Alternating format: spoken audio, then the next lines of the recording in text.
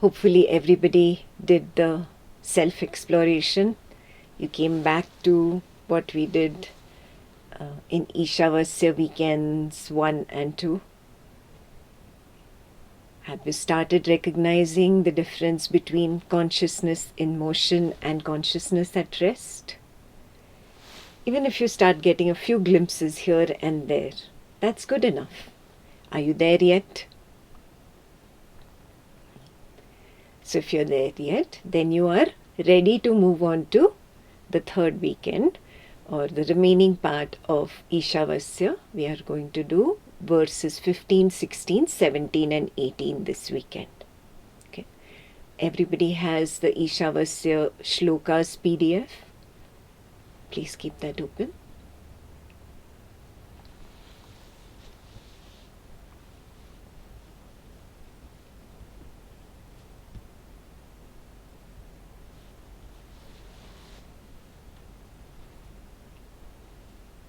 Before we go ahead, if you remember, I had given you homework in the previous Ishavasya weekend to start working on whatever little bit you can on Swapna Nidra Jnana Sadhana, on wake, dream, sleep wisdom, deconditioning through this wisdom. Did you start working on yourself? If not yet, then it's time that we get serious about it. Yeah. Those who worked on themselves, you would get a very clear understanding of verses 15, 16, 17 and 18. Okay. So if everybody is settled down, everybody has the shlokas, we'll begin.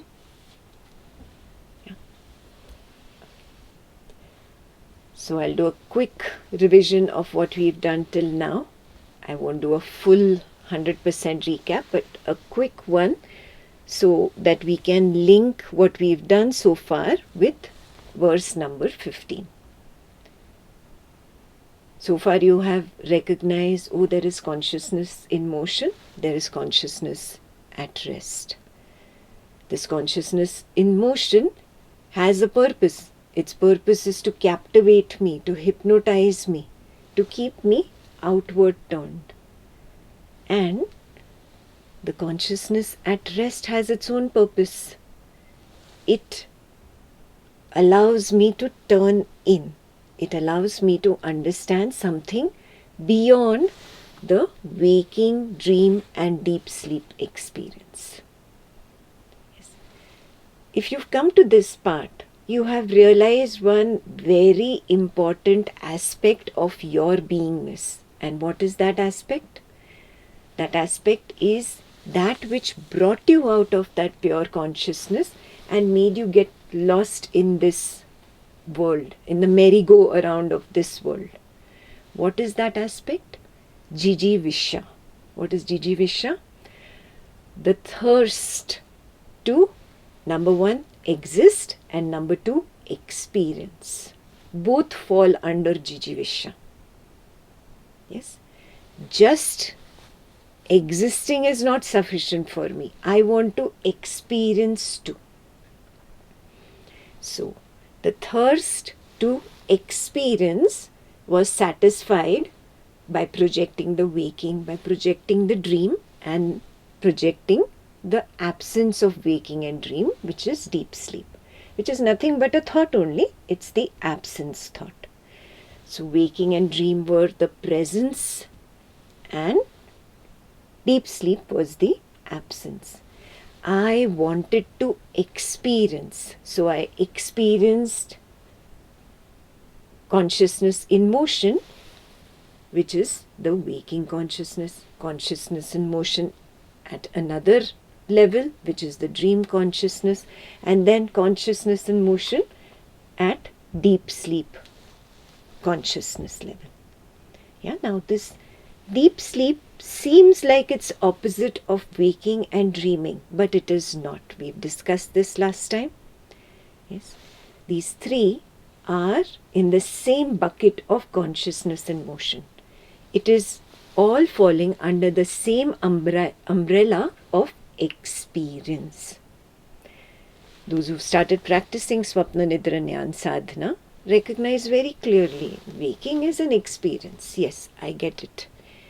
I have this yearning to experience sight, sound, smell, taste, touch, thought, feeling, sensation in the waking, and I feel an illusory satisfaction. Why illusory? Because it arises only like a wave, peaks and recedes, and it's gone. What am I expecting? I'm expecting it to be a permanent straight line. So I'm not happy with it. Do you recognize that? Has that settled in as your own seeing? That how much ever I run behind name, fame, money, relationships, fun, whatever gadgets, all the new age things, apps, I don't even know what you run behind. All these things, how much ever I run behind it, finally it arises like a wave, peaks and recedes. It is not the permanent straight line of happiness that I am seeking. Why? I need to understand now at this stage, by failing a zillion times in the waking, I should by now realize that this waking had only one purpose, to satiate the jijivisha part of thirsting to experience. There is a second part of that which I have forgotten. Yeah? To experience can be projected out of my own desire as the waking. To experience can be projected out of my own desire as the dream. Yeah, but it does not satiate me because there is another aspect of my being that I'm missing. Yeah, Jijivisha has two aspects, to experience and to exist. Yeah. So a young infant crawling on the floor, running from here to there, playing with this toy, enamored by that light, enamored by that sound. That little infant also gets tired of the waking and dream. And he decides, I need a pause from this excitement. What happens? Right there in the middle of the living room, he'll put his head down and go to sleep. Have you seen little babies? You were like that. He does not look for a bed even. Right there in the middle of the room, he's gone to sleep. Mama has to come pick him up, put him in his crib. From that age, I recognize that this experience gets overwhelming and I need to shut it off. And I shut it off in deep sleep. Remember, it is still experience. Do you get this? My waking and dream were the experience that I wanted in motion, and now I wanted that motion to come to a halt. I didn't understand what is consciousness at rest, so I projected the absence of this overwhelming sight, sound, smell, taste, touch, thought, feeling and sensation. That absence is what is the deep sleep.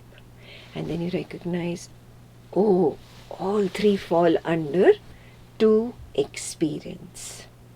Yeah, there is that thirst to experience in me. You run.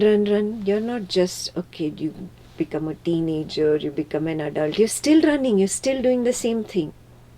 You're running behind the waking, brilliant light, the dream light, and then the absence. And again, waking, dream, and their absence. Presence, absence, presence, absence. And a point comes when you realize that no, there has to be something more. Life cannot be so mundane, so silly, just running. Earlier I was chasing objects, I was chasing money, chasing name, fame, relationships, more money, more name, more fame. No, there has to be something more. There has to be something more. This is the turning point. before we move ahead to the verse that describes the turning point, ask yourself, have I got to that point? Has it naturally started happening to me where I recognize to experience this yearning, this craving, this thirst to experience? This cannot be it. There has to be more.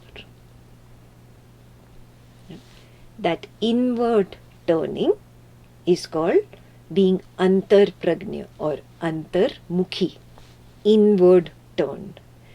Right? What is inward turn? You're not really turning inwards. It's not the body that is turning inwards.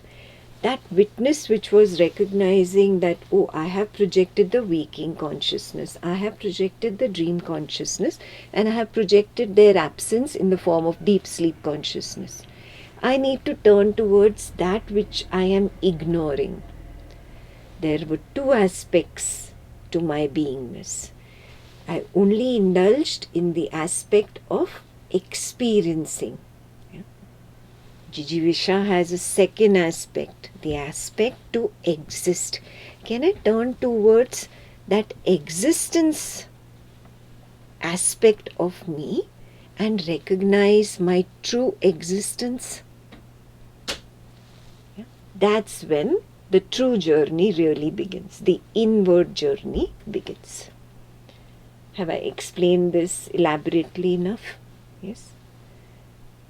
Now, when I turn inwards, first I will do the same mistakes that I did in waking, dream and deep sleep.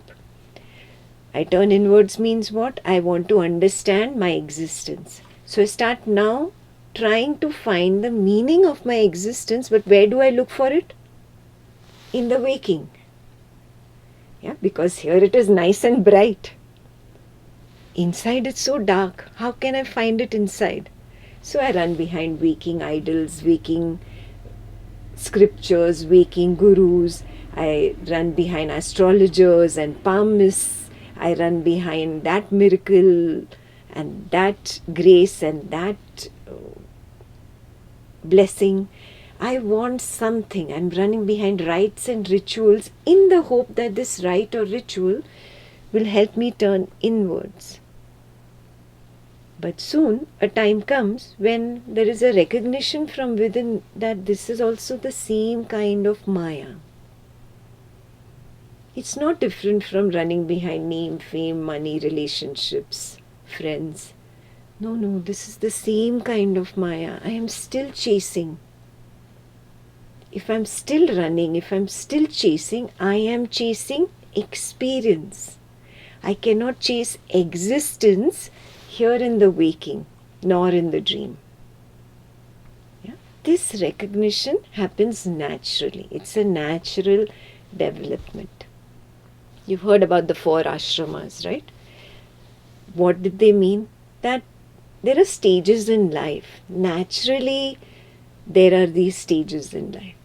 When you are a kid, a teenager, and just a budding adult, that is the time you're learning about the waking. You go out in the waking. It is meant for you to understand the experience part of Jijivisha. You're meant to go out there and learn. Then you're meant to figure out, okay, what are your desires and run behind them. That is the grihasthashram part of it. So you satisfy all your desires there of the yearning to experience, which falls under Jijivisha, the first part. So you go out there, name, fame, money, job, title, spouse 1, spouse 2, spouse 3, whatever, children, 1 child, 2 children, 10 children, 20, whatever you want. You do all that. Finally, its purpose of brahmacharya ashram and grihastha ashram is for you to realize that there has to be something more. Ask yourself, have you come to that point where you realize there has to be something more? Then you turn away from it, and that inward turning phase is the vanaprasthashram.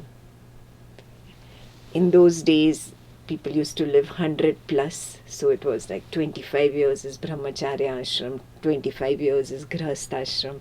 By the age of 50 or so, you should start turning inwards towards vanaprastha ashram. Yeah? Most of you are closer there. Have you developed that dispassion towards this world yet, where you turn inwards?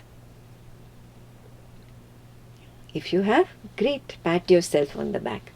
The first aspect of Jijivisha I have experienced and understood that it is incomplete. There is something beyond. And that has naturally come to me. Ekta is explaining now. But I have started feeling this since a long time. If you are there, pat yourself on the back from my side. Fantastic. It's a natural inward turning. You don't have to renounce your house and go sit on the Himalayas and then only you're in Vanaprastha ashram. No. And that was those days, the tradition of those days. Today's modern age inward turning is that natural wanting to understand, who am I truly? How can I just be what this petty world says? How can I just be this body-mind person? And the moment I am just this body-mind person, I have caged myself in the identity of the woman or the man. No, but there is an aspect of me that is not a man, not a woman. That silent aspect of me, I have tasted that in deep sleep. Right now you call it deep sleep because you're a beginner. But it is beyond deep sleep.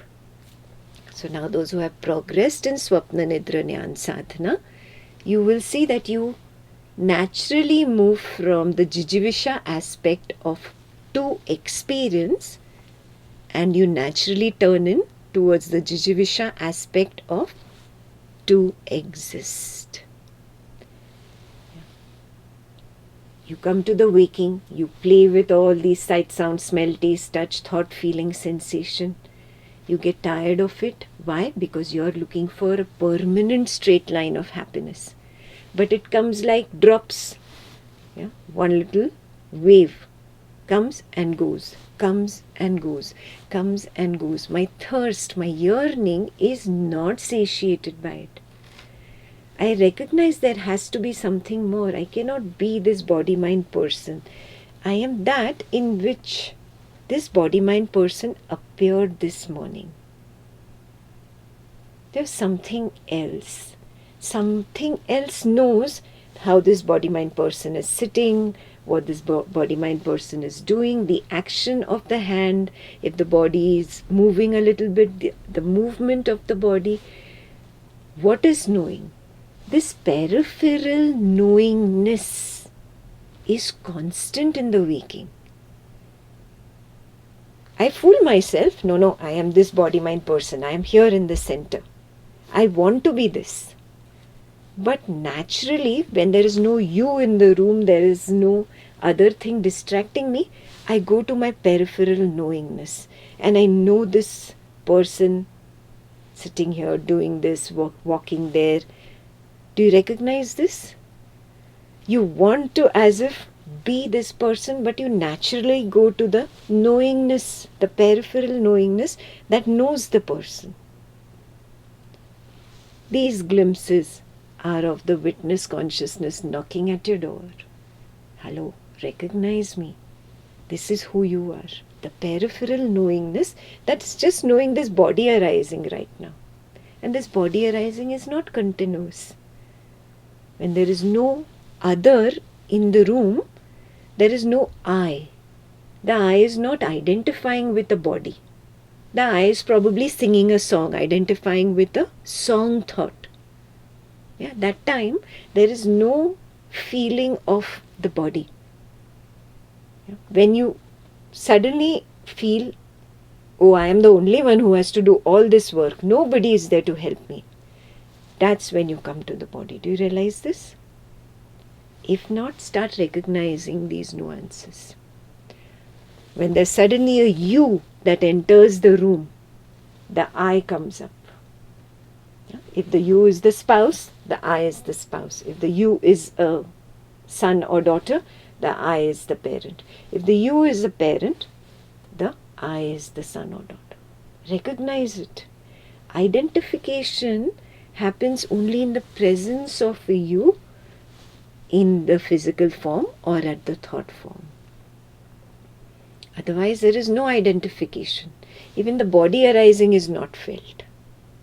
Even thoughts are not recognized. There is a peripheral knowingness made of nothingness. I zoom out into nothingness and then suddenly I zoom back into this body, mind, person. I am somebody. These glimpses are natural. They happen to each one of us.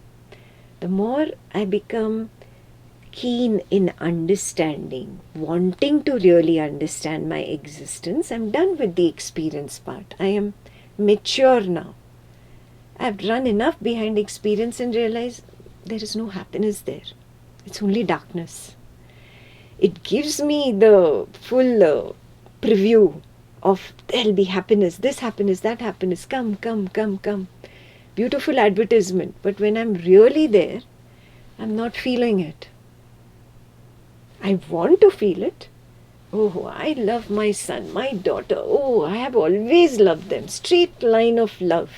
Continuous. My spouse always loves me. The moment the spouse enters the house, who are you with? Where did that come from? Where is your continuous line of love gone? Why has suspicion come in? What were you doing? Were you thinking of me? Do you really love me? All these questions have come in. Where is that permanent straight line of happiness? So I've recognized experience cannot give it to me. It is knowing my existence that will take me there. Something more has to be there.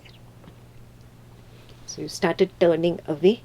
You started recognizing that there has to be more than all this shining, glittering waking world and shining, glittering dream world. Now your Swapna Nidra Jnana Sadhana automatically starts deepening. You come to a point where you start recognizing the same peripheral knowingness is there in the waking. The waker lies down in bed and disappears. There is no knowing of that body lying in bed. There is no bed, there is no room, there is no house, there is no waking world. Yet, there is a knowingness, a peripheral knowingness. Then that peripheral knowingness knows what? Some thought body, some thought world. And it is doing something in the thought world. It does not make any sense. There is no proper sequence. There is no proper story. Yet there is random sensation, random feeling, random sight, sound, smell, taste, touch. Random doesn't make any sense and boof, it's all gone. The peripheral knowingness is knowing the absence. That's why when I ask you what was there in deep sleep, you have a very authoritative answer. Nothing. Who knows that there was nothing? That means that has to be there, no? So it was that same peripheral knowingness, knowing that there is nothing dancing in the center. Yeah? There is no act, no performance happening center stage. That's why it says there is nothing in deep sleep. Now is the most important stage. You all recognize that I know that there is nothing in deep sleep. But now is the most important stage where the peripheral knowingness now starts relaxing within itself. Yeah. That's what I call the collapse of the I. Just a fancy, sophisticated way of saying it. It's the same peripheral knowingness now relaxing and resting within itself. So there is no sense of I there at all. When there is no sense of I, that is when I am the most at peace. How many of you recognize that? That's why when you wake up in the morning you say, Oh, I slept so soundly. I slept so well. You're bursting with joy. You're so happy that you've slept well. Do you recognize that? Why? Because that is where I got my straight line of happiness that I was seeking. I didn't get it in the waking. I didn't get it in the dream. I didn't even get it in the deep sleep because I know the absence. I say there is nothing there. I get it after the peripheral nothingness or knowingness collapses and rests. Now when you come out of it, now without knowing in words, Ekta is articulating. Without knowing this in words, you develop a thirst of both. You want that permanent happiness also, and now you want this glittering, shining, hypnotic waking state also. Do you recognize that? Yes. So this is the shuttle that will happen, and that was called Vanaprasthashram. Yeah, because now you want to go to the existence, and yet this is still pulling you out. The waking is still pulling you out. The dream is still pulling you out. You want to turn towards the existence because that's where you know you have your permanent happiness. And this is still pulling you out. So this shuttling, this turning in, out, yeah, continues for a while. Some of us are at that stage. We recognize that. Yes, and it's painful. Yes. That pain is the proof that you are there. It is going to be painful. Why? Till you completely come to the truth of existence, the experience is meant to deliver pain to you. It's meant to deliver pain. So now you turn inwards and you recognize that true peace is within, not without. Now you are called a mumukshu. Clear? So, once you come to the stage of being a mumukshu, it means the seeker of liberation. Liberation from what? Liberation from experience. Because I recognize that I cannot understand both aspects of me together. You will be caught up in that lust of wanting both. But can you have a beautiful moon with stars in the sky and the sun both together? No, you cannot. Yeah, the mind is not ready to accept this for some time. It says, no, I want the best of both the worlds. Yes, I want that beautiful moonlit night, a big, huge blue moon, yeah, looking so huge and lighting up everything with its silver shining light. And I want the golden light of the sun. Yeah? But you cannot have both. You cannot have the gold and the silver both together. It's not possible. So this shuttling that continues in Vanaprasthashram is because of this. Is because I want this also and this also, this also, this also, this also, this also. And a point will arrive. Natural dispassion happens towards the experience and you're like, oh, I'm done with it. Anyway, there's no joy there. I ran behind the spouse, I ran behind the kids, I ran behind the parents, I ran behind money, I ran behind name, fame, friends. I got all of it. And yet there is no permanent happiness there. A natural dispassion will arise. That is called the stage of Vairagya. Remember, Vairagya comes only after this discrimination. Yeah, what is the discrimination? Oh, this experience does not really satiate me. I want something higher. I want something more.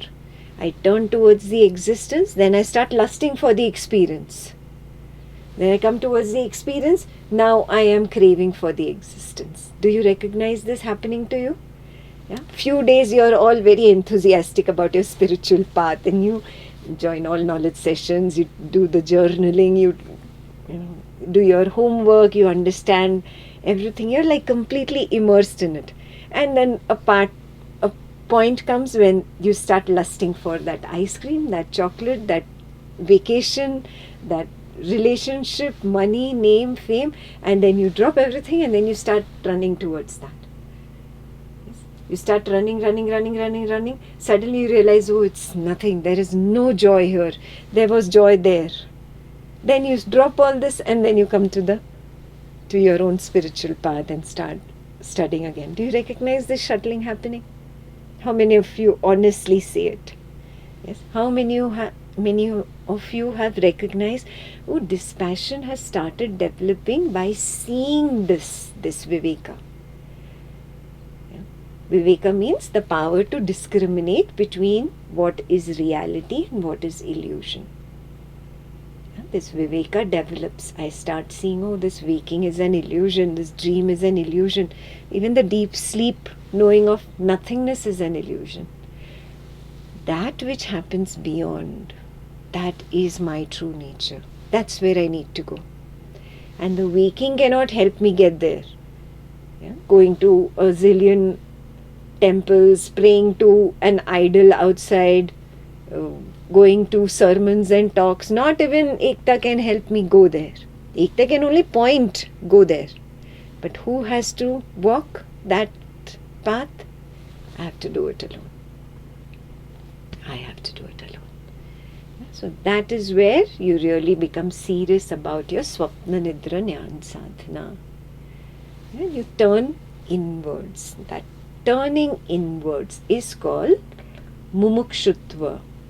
There is the thirst for liberation. Liberation from what? From this nonsense experience that kept me trapped for such a long time. It was only promising me happiness. It never delivered it. It has all those shining lights. Come in, shining lights. But there is only dukkha inside. Why is it dukkha? Because I want a permanent straight line of happiness. That is my nature. And this waking world, this dream world, and the deep sleep arise like waves and recede. A wave can never equal the straight line of happiness. Has this become clear? Have you started turning in? Then mumukshutva has started happening. Now you are called a mumukshu, the seeker of liberation. Clear? So this verse number 15 is for the seeker of liberation. Verses 1 through 14 got us to this point where one becomes ripe. One recognizes the futility of all this shining, dazzling world. One recognizes this is pointless. There is nothing here. And now one turns within. Are you ready to turn within? So we'll do that in verse number 15.